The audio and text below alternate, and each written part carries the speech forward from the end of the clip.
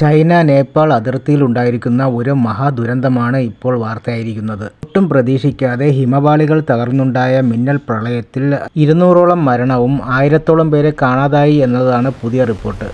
നേപ്പാളിലെ റസുവ ജില്ല കേന്ദ്രീകരിച്ചുണ്ടായ ഈ പ്രളയം നിരവധി പാലങ്ങളെയും നിരവധി ഗ്രാമങ്ങളെയും റോഡുകളെയും ജലവൈദ്യുത പദ്ധതികളെയും തകർത്തു. റസുവ മേഖലയിലെ ഉയർന്ന പ്രദേശത്ത് ഒരു വലിയ മഞ്ഞുമലയുടെ ഭാഗം തകർന്നു വീണ് മഞ്ഞും പാറകളും വലിയ തോതിൽ നദിയിലേക്ക് പതിച്ചതാണ് ദുരന്തത്തിൻ്റെ പ്രധാന കാരണം.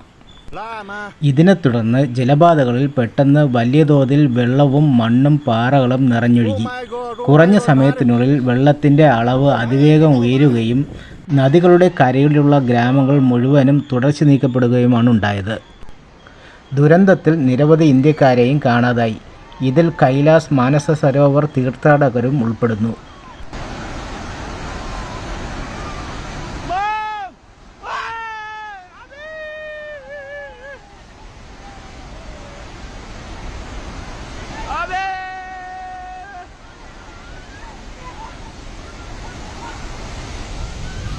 पुरै त्रिशुली आमा लाइभ यो चाहिँ है गाइस, यस्तो लाइभ छ।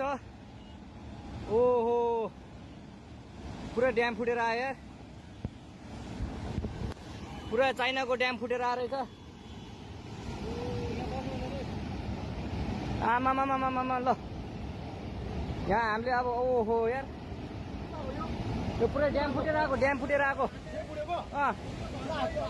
यो घर गयो यो।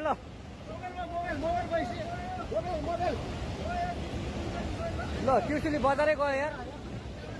ल गयो यार। ओ सिलास यता आऊ, यता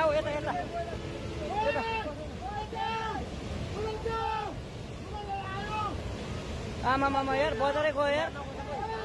यहाँ नबसौँ, ल अलि टाढा बसौँ, टाढा। झरेको पुलको यस्तो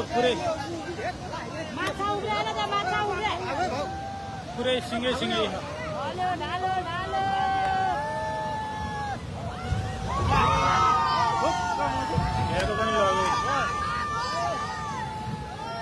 लग्यो सबै